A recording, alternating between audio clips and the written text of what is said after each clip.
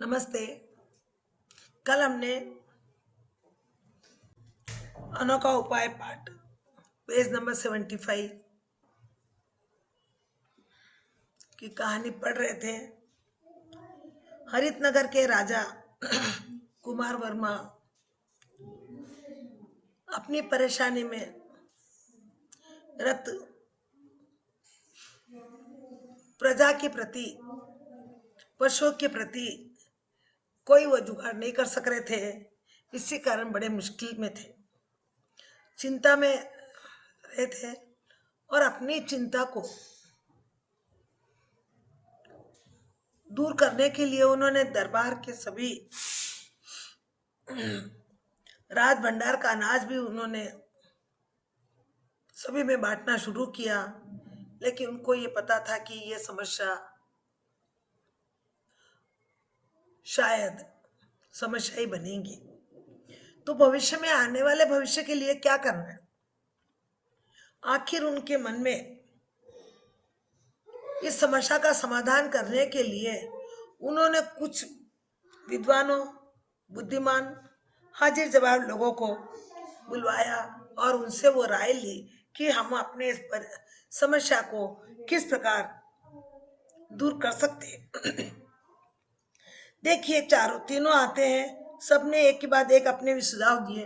किसी ने क्या कहा, किसी ने क्या कहा, तीनों ने भी अपनी अपनी बातें बताई। सुझाव यानी राय, सुझाव दिया और कहा कि चर्चा में कुछ बुद्धिमान ने बताया, महाराज, भूल कई तरह की होती है। कभी कभी जरूर हमसे ऐसी कोई भूल हुई है जिसको हम देख नहीं, समझ नहीं सक रहे। कहीं ना कहीं तो गलती हो रही है जिसके कारण से ही प्रकृति का प्रकोप हमारे राज्य पर आया है।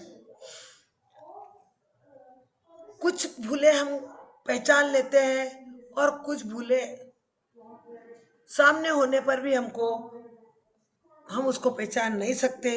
इसीलिए हाजिर जवाबदारों ने बताया, हे राजन, कुछ भूलों का आभास होता है। आभास यानी महसूस होता है और कुछ का आभास तक नहीं होता है। हमको लगता नहीं कि हमने कोई गलती की है, हमने कोई गलती की इसका एहसास हमें होता ही नहीं है। सामने पता है कि हमारे से गलती हुई है, लेकिन वो गलती हमारे सामने, हमने क्या गलती की इसका आभास हमें नहीं होता है। कुछ विद्वानों ने बताया कि हे प्रभु, कुछ भूलें सुधार के रूप में हो जाती है। कभी कभी कोई सुधार कार्य भी भूल के रूप में बदल जाती है। हम कभी कभी गलती करते हैं, गलती को स्वीकार भी कर लेते हैं, भविष्य में न करने का भी प्रण कर लेते हैं। लेकिन कभी कभी सोच कर भी हम उस गलती को सुधार नहीं सकते, अनुभव नहीं कर सकते।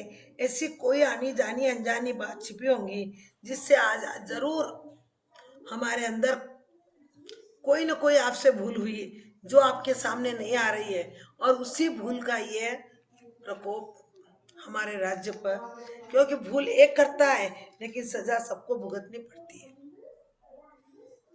इस बात का उस हाजिर जवाबों में एक ने अपने विचार प्रकट किए कि गलती कहीं ना कहीं हुई है और उस गलती का हमको एहसास नहीं हो रहा, और उसका एहसास न होने के कारण उस भूल की सजा सबको मिल रही है। आज राज्य में यह समस्या उत्पन्न हुई है, आज जो प्रॉब्लम उठा है वो यही कारण है। कभी कभी हमारे दुर्भाग्य, हम सोचते हैं कि हमने कुछ नहीं किया,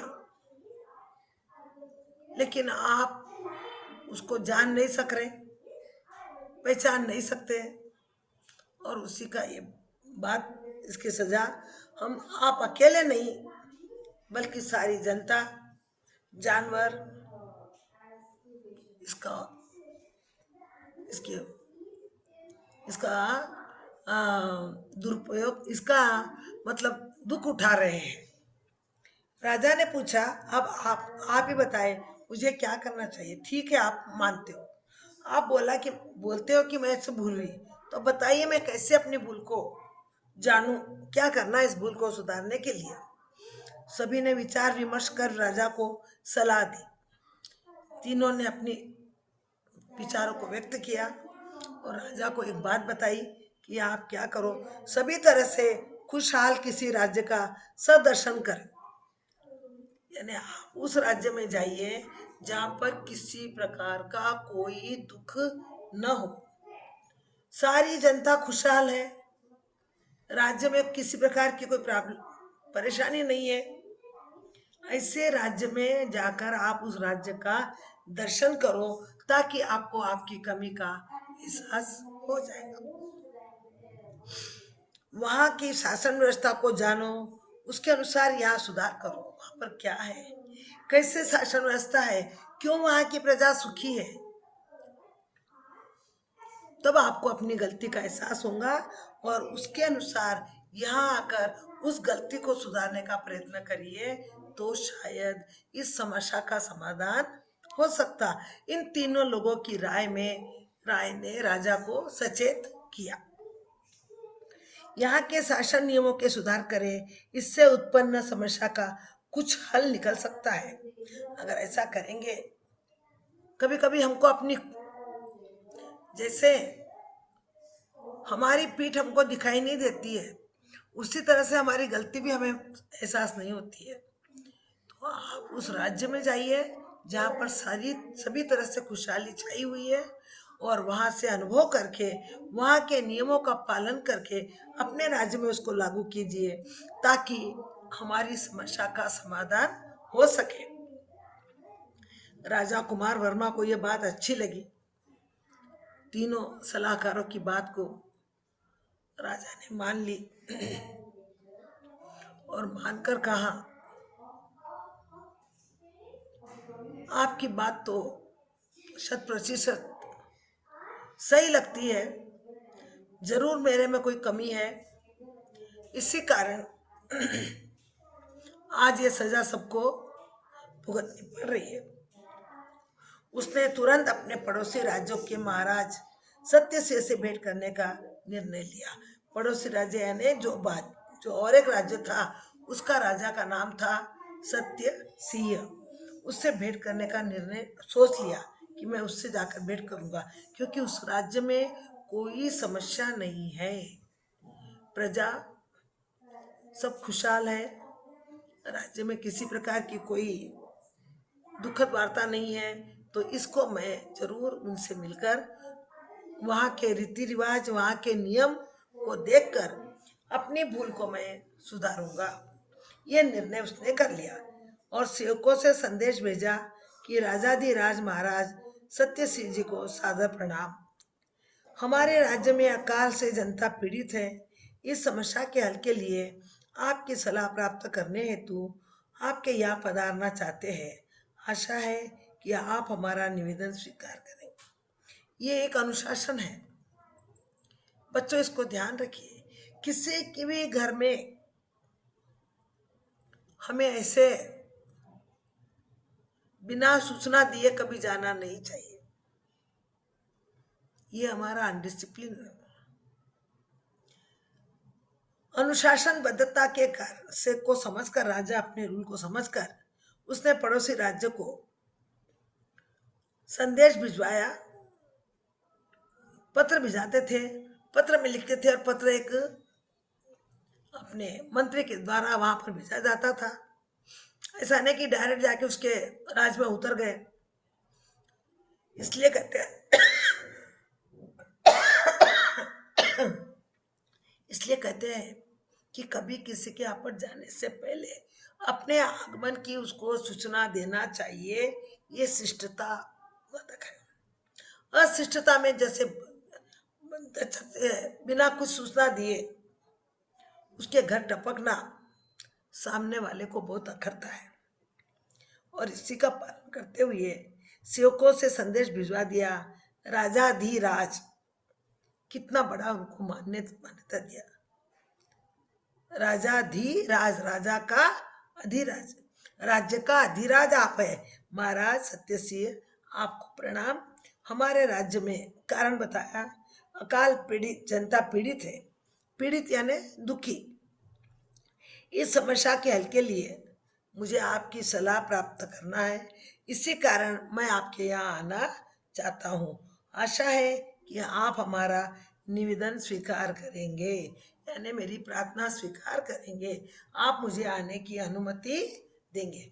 देखिए, शिष्टता, अनुशासनबद्धता के कारण हमें ऐसे शब्दों को लिखना चाहिए, नहीं तो जाके धड़क से आपके राज्य में क्या बात है, आप क्या कर रहे हैं, ऐसी ऐसी बातें अगर बोलेंगे तो अशोभनीय होती है।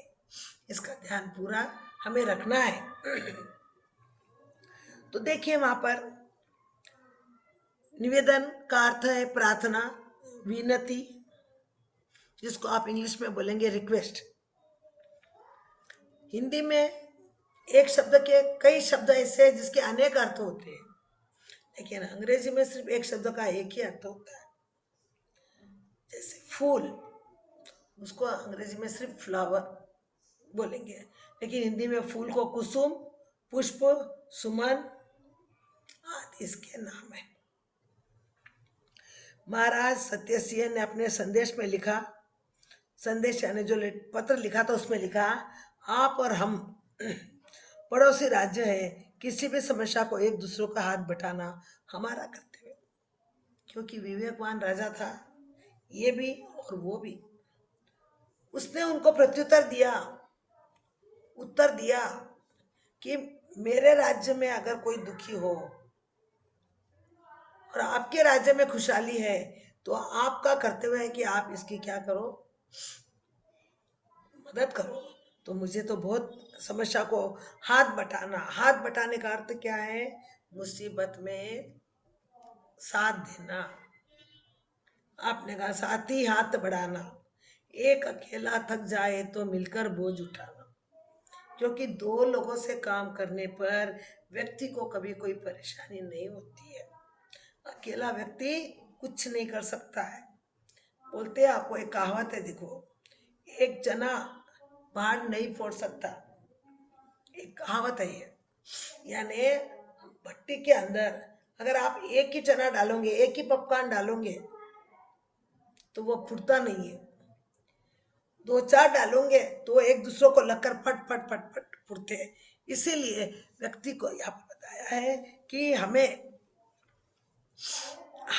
मेरा हाथ बटाना मेरा कर्तव्य है, और आप मुझसे पूछिए क्या होना। हमारे राज्य में आपका हार्दिक स्वागत है। हार्दिक का अर्थ क्या है, मन से, बिल्कुल आपको वेलकम है, आप आइए। हार्दिक यानी मन से मैं आपका क्या कर रहा हूं, स्वागत करता हूं। आप हमारे आदरणीय अतिथि हो। देखिए कैसे उद्बोधन, आदरणीय यानी आप आदर करने के योग्य। अब बताइए, आदरणीय शब्द में व्याकरण की दृष्टि से क्या शब्द जुड़ा हुआ है। बच्चों ध्यान रखना है आपको। अभी तो आप मेरे सामने प्रत्युत्तर नहीं कर सकते हो, लेकिन आप नोट कर लीजिए इस पॉइंट को, अपने बुक में लिखिए सुनकर, नोट को आपके साथ में रखकर आप इन ग्रामर व्याकरण संबंधी शब्दों को नोट करने का पूरा पूरा प्रयत्न कर लीजिए। आदरणीय शब्द में ईय प्रत्यय जुड़ा हुआ है, और आदरणीय शब्द भाववाचक रूप है। अगर आपको यह क्वेश्चन करे आदरणीय शब्द क्या व्यक्तिवाचक है, जातिवाचक है, भाववाचक है या अन्यवाचक है, तब आपका उत्तर होगा भाववाचक। और यह प्रत्यय लगा आदर, आदरणीय, आदर यानी सम्मान, आदरणीय यानी सम्मान करने के योग्य। कितने बड़े शब्दों में व्याकरण की दृष्टि से निकला, देखिए। तो आपको आदरणीय अतिथि, अतिथि का अर्थ है हिंदी में, जिसको आप इंग्लिश में ओनली गेस्ट बोल सकते हो, लेकिन हिंदी में अतिथि, मेहमान, पाहुने, ये शब्द इसके हैं, जिसको इंग्लिश में आप सिर्फ गेस्ट, हमारे घर गेस्ट आने वाले, हमारे घर मेहमान आने वाले, हमारे घर अतिथि आने वाले, हमारे घर पाहुने आने वाले। तो आप अतिथि हो, आदरणीय यानी आप को आदर करने के योग्य हो आप, इसलिए आप यहाँ पर आइए। अतिथि के रूप में मैं आपका सत्कार करने का सौभाग्य हमें मिल रहा है। आज मेरा खुश नसीब हूं मैं कि ऐसे आदरणीय लोगों का सत्कार यानी मान सम्मान आज मुझे इतना अच्छा मौका मिला है। अतिथि के रूप में आपका सत्कार करने का सौभाग्य सौभाग्य यानी मैं बहुत लकी आदमी हूँ, किस्मत वाला हूँ कि आप जैसे आदरणीय लोगों का स्वागत करने का मुझे अवसर मिला।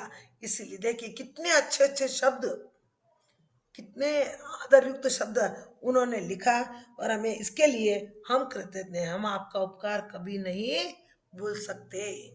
कृतज्ञ यानी आभारी।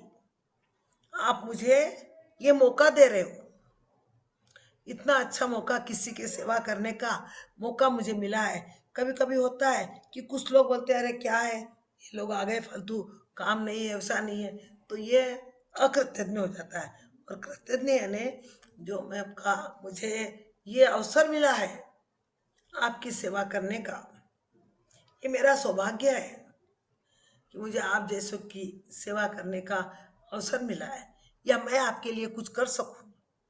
अपने आप को वो व्यक्ति क्या मानता है? सौभाग्यशाली मानता है।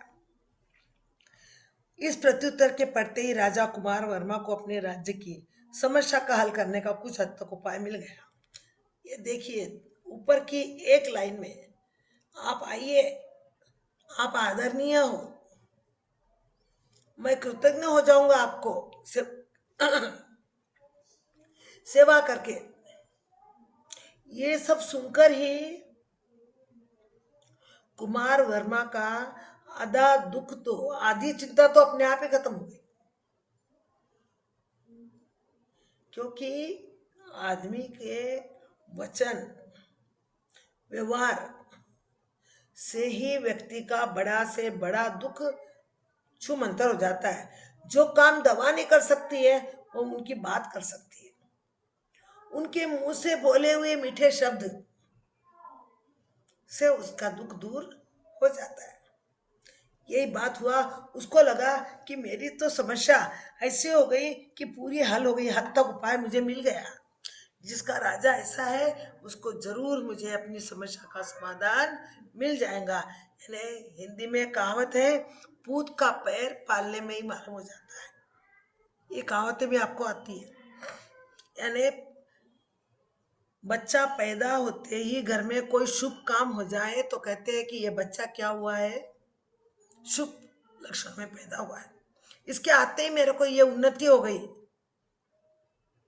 और ये भी सुन लो, कभी किसी की अगर कुछ हो जाए, दुर्गति हो जाए, कुछ बुरा हो जाए, कुछ नुकसान हो जाए तो क्या बोलेंगे, इसके पैदा होते ही मेरे ऊपर ये मुश्किल आ गई। लेकिन ये हमारी सिर्फ कहावत है, कोई किसी का कोई बुरा करना नहीं करना, लेकिन आदमी को एक तसल्ली मिल जाती है। तो वैसे ही कुमार वर्मा को भी उस सत्यसिंह की बातों से, आश्वासन से इतना उसको ये मिला कि मेरी आधी परेशानी तो अपने आप क्या हो गई, दूर हो गई। देखते देखते अब फिर भी राजा स्वयं पड़ोसी राज्य के राजा से भेंट करना चाहता है। देखते देखते वह दिन आ गया। अब बताइए इस वाक्य के अंदर एक शब्द पुनरुक्ति शब्द है, वो पहचानिए।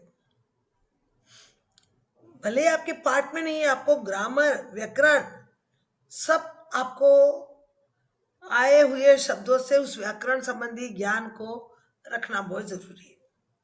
अब इस वाक्य में देखते देखते वह दिन आ गया, तो इस वाक्य में कौन सा शब्द पुनरुक्ति है?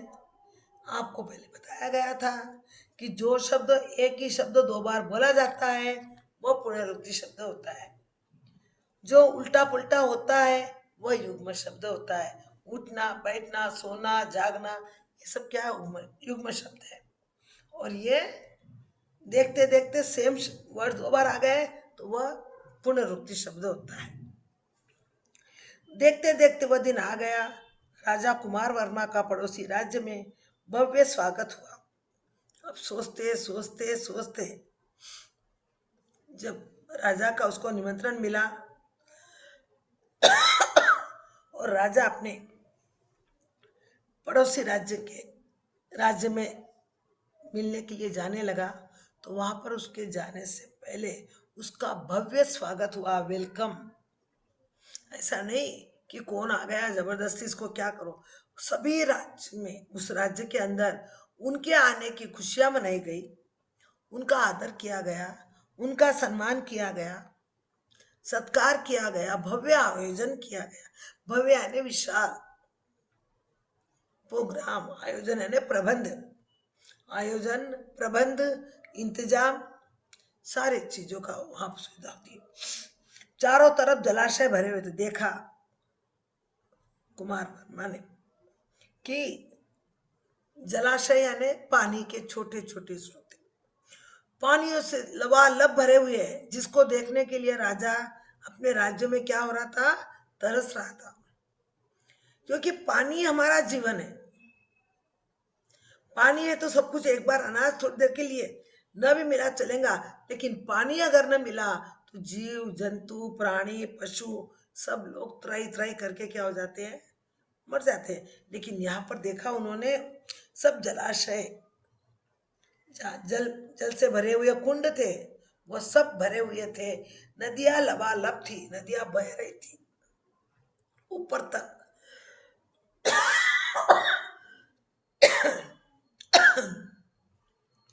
नहरें बह रही थी, ठंडी हवाएं सनसना रही थी। आपने कभी समुद्र के किनारे जाकर आप देखिए, चाहे कितने भी धूप में भी अगर आप समुद्र किनारे जाकर बैठोगे, रात की बात तो अलग ही है, वो ठंडक ही रहती है। लेकिन ऐसे सन के समय में, सूरज के समय भी अगर आप नदी के उस किनारे, तालाब के उस किनारे जाकर बैठोगे, तो आपको वहां पर गर्मी का एहसास नहीं होता, क्योंकि वो पूरी हवा उस पानी के जरिए शीतल रहती है। तो पानी, नहरें बह रही थी, ठंडी हवाएं सनसना रही थी, खेत भरी हरियाली से लहला रहे थे। चारों ओर हरे भरे खेत झूम रहे थे, नाच रहे थे। वो दृश्य देखने का एक अलग ही होता है सीन। आप इसलिए देखिए, आप कश्मीर चले जाते हो, कन्याकुमारी जाते हो, लेकिन आप गांव में भी अगर आप जाके देखो, आपका गांव भी आपसे कश्मीर से कुछ कम नहीं है।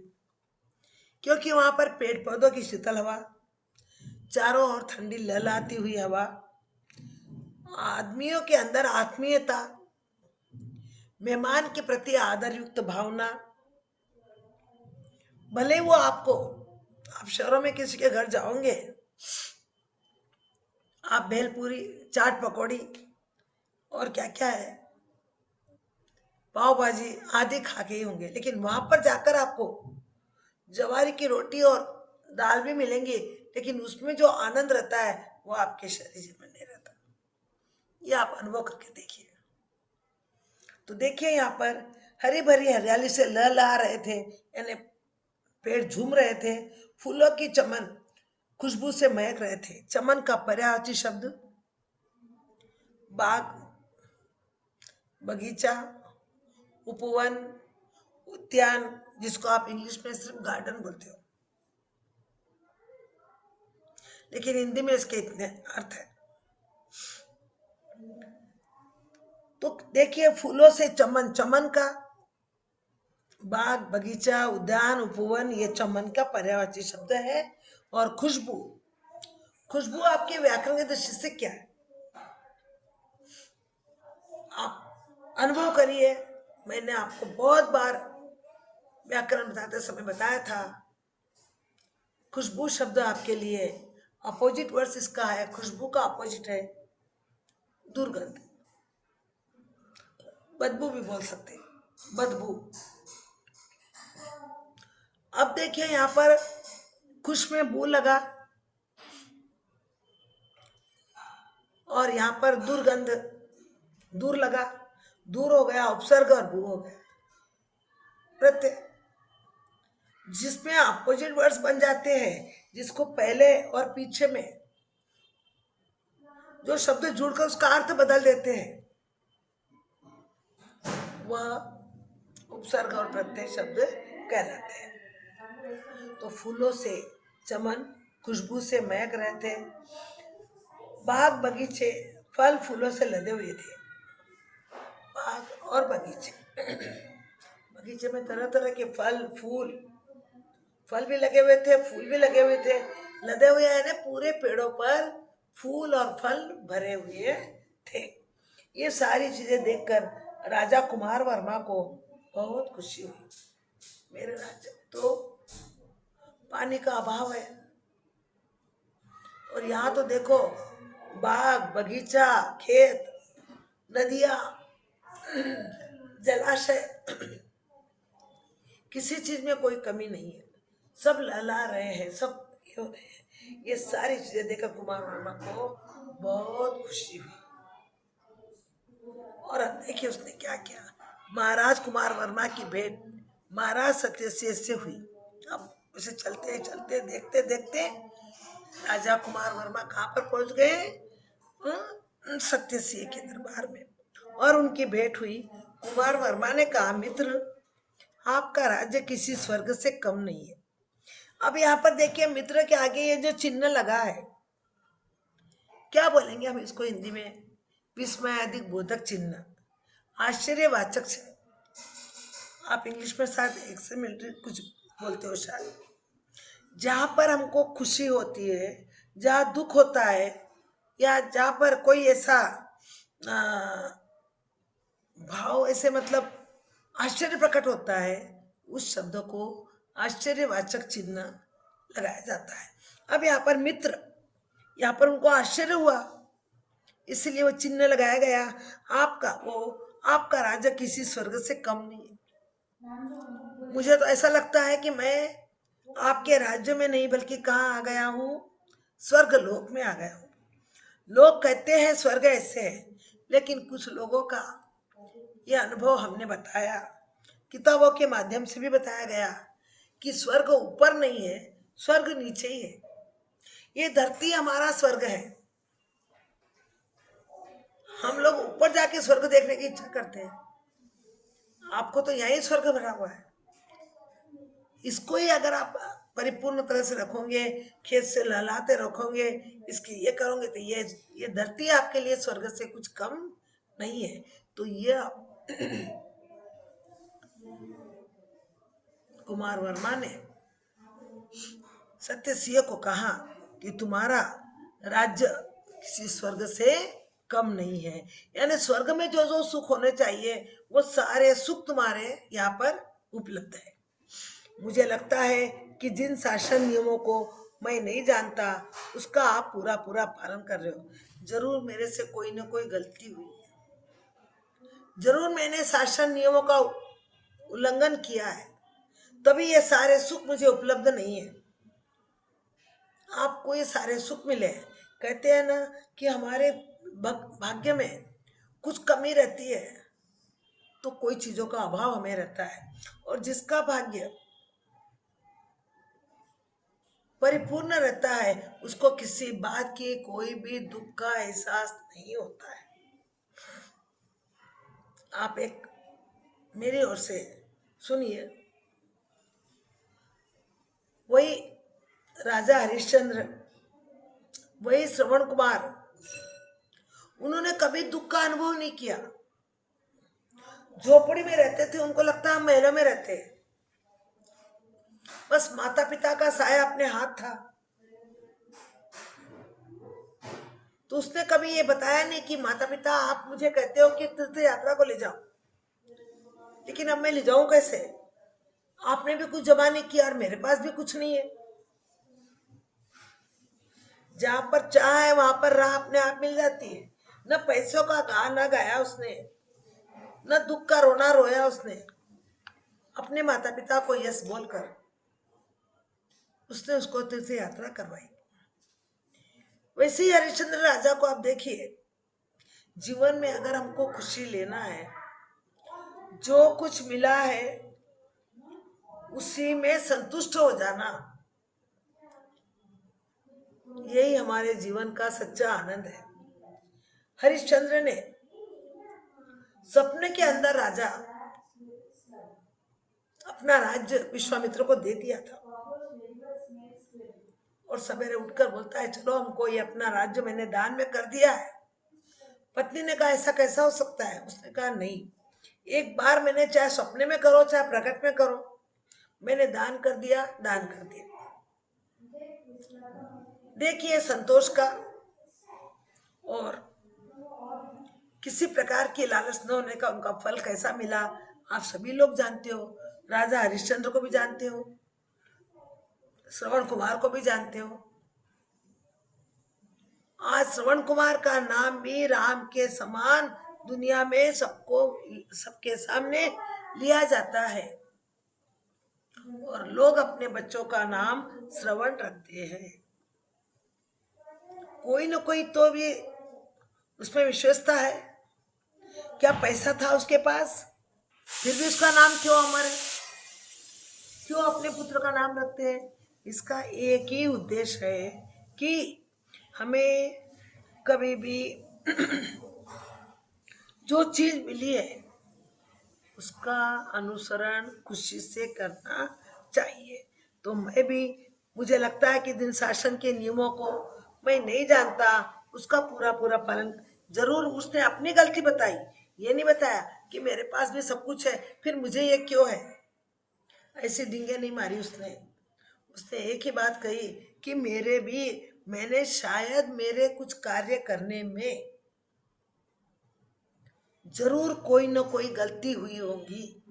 जो व्यक्ति सच्चा होता है वो दूसरों की गलती को नहीं देखता है, अपनी गलती को अनुभव करता है। और कुमार वर्मा ने भी सत्य से कहा मेरे से जरूर कोई न कोई ऐसी भूल हुई जिसका मैं पूरा पालन नहीं कर सका, और उसका पालन न करने के कारण मैं भी दुखी, मेरी जनता भी दुखी। काम एक खराब करता है लेकिन उसका भोग सबको ही भी भोगना पड़ता है। काम कोई एक अच्छा करता है लेकिन सबको उसकी अच्छाई का फल मिलता है। ये बात का भी आप ध्यान रखो। तब उसने कहा कि मेरा पालन करने में, इसीलिए आपकी प्रजा सुखी है, मैं भी अपनी प्रजा को सुखी देखना चाहता हूँ। कृपया आप मुझे सुशासन की सलाह दें, क्या करना है। उसमें उसका भाव जलसीपना नहीं था, बस सिर्फ पूछ रहा है कि आपके पास ऐसा कौन सा गुण है, गुण यानी रहस्य, जो आप अपनी प्रजा का पालन इतना अच्छी तरह से कर रहे हो, ताकि मुझे भी बताइए, ताकि मुझे भी उस शासन, सुशासन, अच्छे शासन करने की सलाह दीजिए। मैं ये नहीं कहता हूँ आपके राज्य से मुझे जलन नहीं है, लेकिन मैं सिर्फ यही बताता हूँ कि आपने क्या किया वही मैं कर कर, मेरे लिए नहीं। उसमें भी उनका स्वार्थीपना नहीं है, वो किसके लिए कर रहे हैं? अपने राज्य की जनता के लिए। मुझे कुछ सुखी और दुखी का बात की बात है, जनता मेरी सुखी होना चाहिए, ऐसा मुझे कोई उपाय बताइए। देखिए कितनी त्यागमय जीवन उस कुमार वर्मा का, और कितना भाव सम्मान उस सत्य सिंह का। उसने अपनी कभी कोई बात को बड़ा चढ़ाकर नहीं बोला, घमंड नहीं बताया, और इसने कितने अनुनय विनय के साथ, इस अनुच्छेद से आपको यह सीखना है कि जीवन में सभी को सब कुछ नहीं मिलता है, लेकिन कुछ पाने के लिए हमें विनम्र बनकर उसको प्राप्त करना है। तेरे पास ऐसा है मुझे बता, नहीं तो मैं तेरे को ये कर दूंगा वो कर दूंगा, ऐसी दादागिरी नहीं बताई उसने। कितनी विनम्रता थी, नम्रता के आगे सब कुछ झुक जाता है, सब कुछ प्राप्त हो जाता है। अकड़ के रहोगे तो वो किसी काम का। आपने देखा रहीम का दोहा, बड़ा हुआ तो क्या हुआ, जैसे पेड़ खजूर, पंथी को छाया नहीं, फल लागे अति दूर। कितना अच्छा बताया कि ऐसा बड़ा होना कोई बड़ा महत्व का काम नहीं है। बड़ा तो उसको कहेंगे जिसने जीवन में कुछ बड़प्पन काम किया हो। खजूर का पेड़ उन सब पेड़ों से महान है, बड़ा है। सॉरी, उसके अंदर फल भी बहुत लगे हुए रहते हैं। लेकिन बताइए कि कोई अगर भूखा व्यक्ति उस पेड़ के नीचे गया और खजूरों को देखकर उसकी भूख और बढ़ गई, तो क्या वो खजूर को प्राप्त कर सकता है? या कोई थका हुआ व्यक्ति उस पेड़ के नीचे जाकर सोने की इच्छा प्रकट करे, तो क्या उसको वो पेड़ छाया प्रदान कर सकता है? तो फिर ऐसा बड़ा पेड़ होने से कोई मतलब नहीं है। उससे तो हमारा इमली, बरगद, आम, नीम का पेड़ अच्छा है, जिसके नीचे हम छाया में सो सकते हैं। आम के वृक्ष को हम फल को तोड़कर खा भी सकते हैं। तो बड़ा बनना है तो इनके समान बनो। सिर्फ बड़ा बनकर ही कोई कोई आजकल बच्चे कहते हैं, अरे मैं तो इतना बड़ा बन गया हूँ कि मैं अमिताभ बच्चन के वैसा होगा। सिर्फ लंबा होने से कोई बड़े नहीं हो सकते हैं, अमिताभ बच्चन नहीं बन सकते हैं। अपने कर्तव्य से, अपने कार्य से हमें बड़ा बनना चाहिए। तो देखिए, इसके अंदर कुमार वर्मा ने और सत्य सिंह ने दोनों में अपनी बातचीत कैसे की, और सत्य सिंह ने उसे क्या सलाह दी और उसको कैसे स्वीकार किया कुमार वर्मा ने, आने वाले पाठ में हम लोग इसका उल्लेख करेंगे। धन्यवाद बच्चों।